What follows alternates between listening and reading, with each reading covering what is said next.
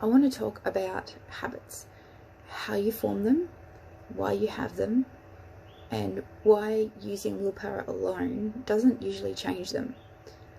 It's in our nature as humans to be made up of multiple habits, which are a mixture of actions, thoughts, or activities that we've done over and over again. So often they just happen without us even consciously thinking about it, and often even being aware that we're even doing it. They can be as big as your everyday routine, to the smaller ones like if you leave the toilet seat up all the time, to the ones that could have underlying emotional causes such as nail biting when you're stressed, or thinking you're unworthy whenever you're offered something, etc. So to briefly explain how your mind works, you have two minds, the conscious and the subconscious. The conscious mind is like a small computer that can only handle a very limited amount of information and number of tasks per second. The subconscious mind is like a very large computer that can handle huge amounts of information per minute. Scientists say about 2 to 11 million bits of information per minute. Given this, when you start doing a new task, for example, smoking, overeating, or consuming food you know is no good for you, drinking too much alcohol, failing to exercise, stressing, overthinking, etc., and you keep repeating the task, after about 21 to 28 days, the subconscious mind takes the task over to free up the conscious mind. Think of it like moving files on your computer to an extra hard drive to free up space, improving the computer's performance. Once it is moved to the subconscious mind, it is a habit and becomes really powerful. If later you decide it's not a habit you want, it can be very hard, in many cases impossible, to remove or change on your own. Pardon me. An excellent example, since the C word is coming up incredibly quickly, that's right, Christmas, don't hate me for mentioning it. If you're like most people, at the start of the new year you see it as a new year, new start, and think of and maybe even write down a list of resolutions or goals.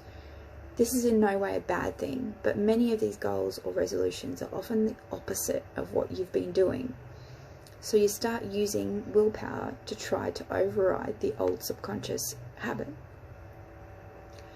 The problem is that a subconscious habit or belief is more than 1,000 times more powerful than willpower. Even if you manage to do your new task or behavior for 21 to 28 days to create a new subconscious habit or belief, you can end up with two opposing habits, and the most ingrained and repeated, which is usually the oldest and the one you don't want, will prevail. So how do you overcome this? Well, with the use of hypnotherapy and an experienced hypnotherapist, like for example Matt, together you can remove your old unwanted habits, behaviours and triggers you no longer want or need, and replace them with those positive and desired habits you do want and need. This is now the ideal point at which you can then go ahead and write out your goals. Evidence has shown that people who write down their goals but also review them regularly achieve more of their goals than people who simply just think of their goals. If you've just had your old unwanted habits removed and new wanted habits and goals installed with Matt, you will substantially increase the ease of achieving great success.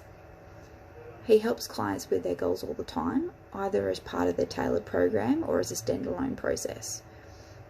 The benefit of doing this process together is that you can both then identify and address any self-sabotage you may have that is holding you back from achieving the things you want to achieve. For example, motivation and procrastination are two big ones to do what needs to be done, etc.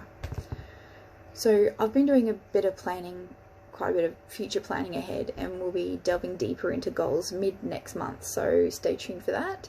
And thank you for listening. Get your mind right with us and have a great weekend. Bye.